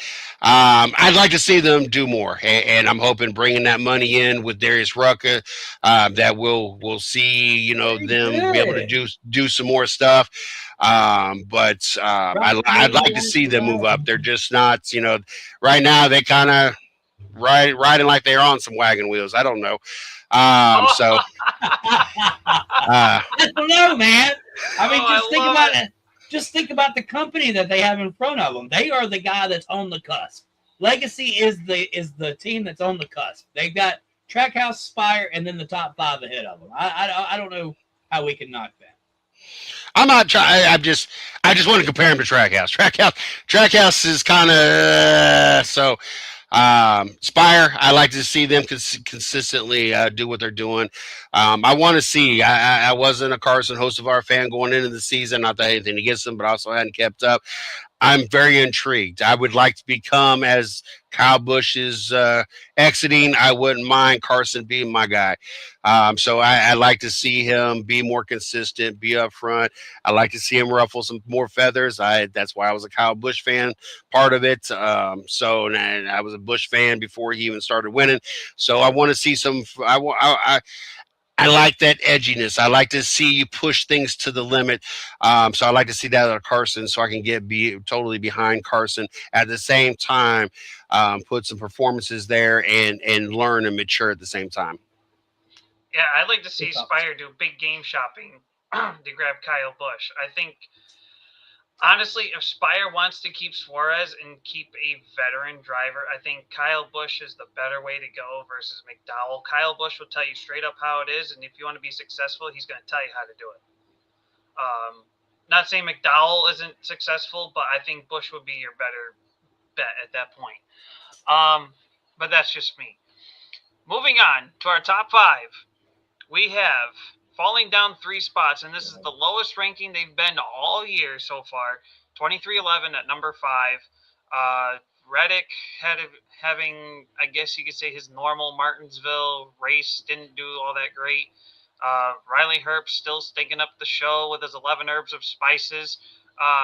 Then you have Bubba Wallace, who was blinder than a bat and runs over everybody in the corners, and then whines about it afterwards about things like the old Jeff Gordon days. So yeah, that's where they fall in number 5. Hendrick moves up 1 to number 4. Penske moves up 1 to number 3. RFK, sorry, Chris, the glory days of RFK at number 1 fall down to number 2 this week. And JGR, I mean, Hamlin domination, Ty Gibbs on a consistent running through. Christopher Bell, I'm waiting for a little bit more out of that than what we're used to. I guess maybe in a small setback, if you will. And then Chase Briscoe, of course, as I said to start the show, anything and everything happened to him, and Martinsville was a step in the right direction. Yeah, them Yoders seem fine-tuned, and I'm a little, I'm a little off with how a team that can have 4 wins on the season could be all the way to 5. I feel like we're being a little hard on 2311, especially in a league now where wins matter so much. But I do understand that the fall from grace of Wallace, and I mean, we all know that even though Riley Herbst, 11 Herbs and Spices hasn't necessarily lived up to any potential, but also this last thing was not his fault. This is Bubba Wallace's fault, and he was a teammate that got caught up in it. So I do understand based off of that how 2311 is where they are. As for Hendrick, I feel like there should have been a little bit more grace there. Obviously, Allgaier's looking a little bit better in the 48 after a couple of races in. I think that he's moving in the right direction. As for Team Penske, look, maybe they're right where they should be. I would probably see Penske back at the number 4 spot. But RFK, look, they were off, and I'm not surprised that they're not number 1. I think that they could have probably lost a couple of more spots. But how about them damn Yoders? How about them Yoders? Man, I tell you what, that Joe Gibbs Racing, they're knocking on all 4 cylinders. All 4 cylinders, I say. Last week I said that 2311 I could see being number 1, but also RFK because of the team. And so therefore, since these are team rankings, I don't necessarily hate that they're down to number 5, because you got one member, the 35 car, that can't seem to help your team. Like I said last week, we might be seeing the beginning of the end. I'm not going to say this is after the season, but they're just really nothing out of that 35 team. Then you throw in Bubba Wallace, and I as a team, I could see why they have dropped down to the 5th spot. Hendrick, you got a couple superstars, and unfortunately, this is a team ranking. Until you can get all 4 cars on the same page, and I know it's an unfortunate because of the Alex Bowman situation, and you went for one driver, and now you got Allgaier, who never really performed in the Cup Series before. That's the reason why he got booted out of the Cup Series, and the team couldn't afford to continue putting cars underneath him because he wrecked him. Hell, they didn't even let him run in an all-star race because they couldn't afford to have him out there. So I get why Hendricks is where he's at based on this being a team ordeal. I like the team Penske. I'm still riding this RFK momentum. I understand why Joe Gibbs is the top team after this week, as they did her thing in Toyota, but I wouldn't also been too hateful if RFK still would have been up there as well as a total team. They are. I don't know. I have not been, like I told y'all last week, ever since you won that Talladega. That was really the end of me being a Brad K fan. Obviously, I'm a Ryan Priest fan. I have had a chance to interview with him at Myrtle Beach. I've had, we've had Tommy Baldwin on the show way back in the day with Stats. He had a real good connection with them. And Chris Buescher, never anything against Chris Buescher. I was just never a fan, but I am really feeling this whole RFK movement. And once again, I don't know if it's the teamwork, the performances, or Chris constantly pumping them up. But I'm behind this whole RFK movement. So I'm kind of now upset that RFK is not in the top spot again this week. But I agree with what we're looking at here. I like these rankings as well. I think really the only thing that I didn't agree with possibly is the fact that there's not enough room to put RCR in the basement. Should be 6 instead of 5, and maybe not the comparison of Legacy with Trackhouse. I feel maybe Legacy it might be a little bit better in Trackhouse, but I just don't. And there's no shot, but I just feel that we're going to compare him. Was not compare him to Trackhouse. I just don't think Trackhouse is that team, especially this year. I think they got a lot of things to work on themselves. All right, so that brings us to our weekly rankings for heading into the Cup Series off week. As only, I believe, Trucks and O'Reilly is racing at Rockingham. The Cup has it off this week. So great track. Yeah, really looking forward to the doubleheader. And I think ARCA's racing as well, so it's actually going to be 3 of them, right? So ARCA and then Trucks and Xfinity. So O'Reilly Racing Parts. Guys, I just now noticed that we're about 4 minutes off from our regular 2-hour show, but we did kind of rush through things there at the end, but glad we got it done in time. Of course, I think we made an executive decision. We're not going to have a show next week without the Cup Series.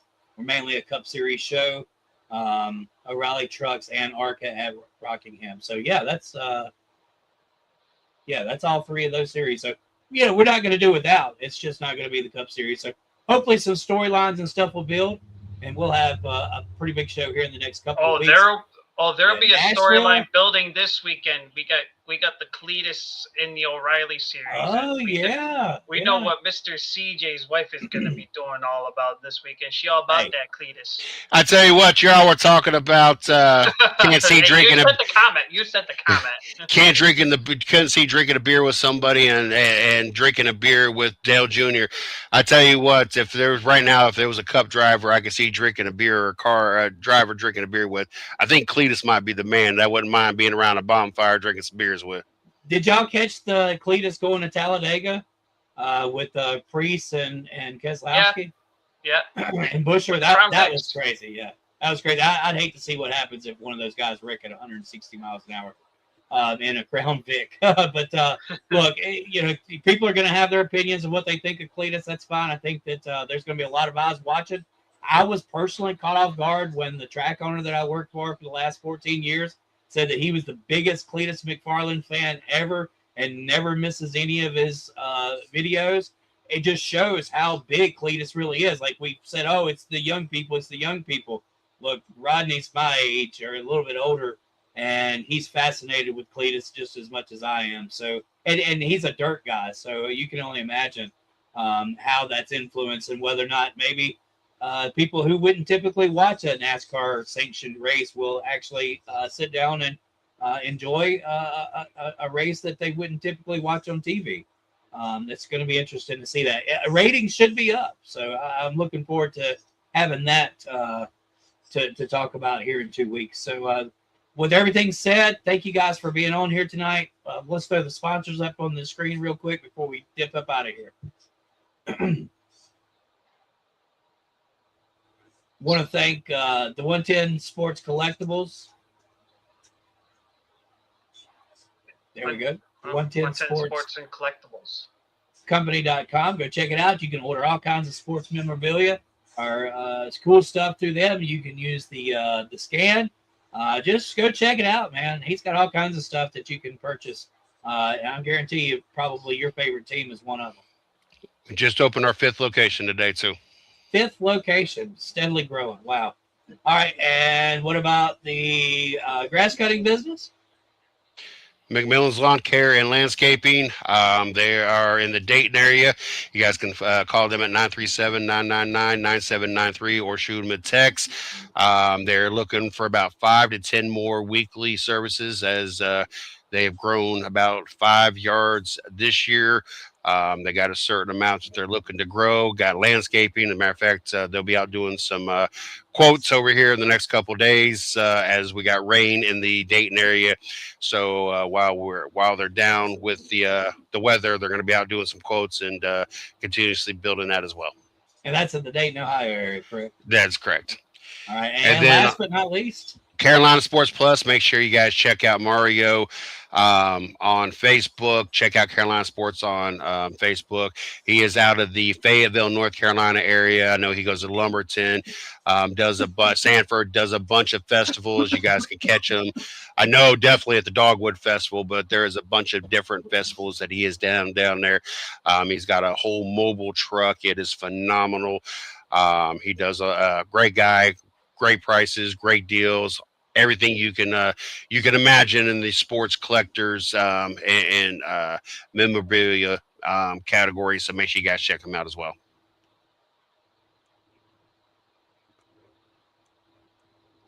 Alrighty, and I was Well, saying, there did we Chris go. mute himself? There we go. I'm back on. There we go. Yeah, I'm having a little technical difficulties there. Taz Taylor, close us out, buddy. All right, everybody. Well, thank you for listening along tonight to Race Chat Live. We'll see you at the same bat time, same bat place in 2 weeks, right here on Fan for Racing Network. Big thank you to Fan for Racing. Thank you. And big thank you to Sharon for allowing us to be on here to do our show. And this has been Mr. CJ Sports of the 110 Nation way over there, Yonderville. Next to me is Caution Flag Racing Radio, Chris Crane on the Tasmanian Devil Flaggers. Taz Taylor saying good night. Bye, See you all in 2 everybody. weeks. See you in 2 weeks. Bye-bye.